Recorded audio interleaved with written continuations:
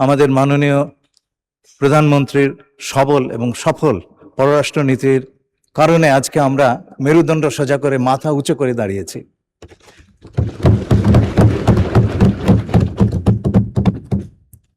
আমাদের প্রধানমন্ত্রীর নেতৃত্বে এই পররাষ্ট্রনীতি আমরা এগিয়ে নিয়ে যাব এবং আর কখনো বাংলাদেশ কারো কাছে মাথা নত করবে না। আমরা নত জানু পররাষ্ট্রনীতির কবর রচনা করেছি। মাননীয় সংসদ সদস্য যে কথাটি বললেন অত্যন্ত মূল্যবান, তার কারণ হচ্ছে আমাদের পররাষ্ট্রনীতির বাস্তবায়নের একটা বড় দায়িত্ব হচ্ছে বিভিন্ন দূতাবাসের।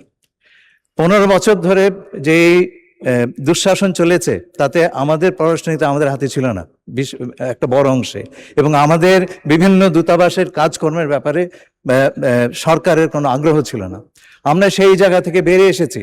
প্রত্যেকটা দূতাবাসের জন্য আমরা একটা কি পারফরমেন্স ইন্ডিকেটর তৈরি করছি এবং এটার ভিত্তিতে নির্ভর করে প্রতিটি দূতাবাসের আমরা কি ইভ্যালুয়েশন দেব, এবং আমরা যখন আগামী বাজেট আপনাদের কাছে পেশ করব তখন আপনারা সেই প্রতিটি তথ্য পাবেন। আপনাদের সেই তথ্য জানবার অধিকার আছে।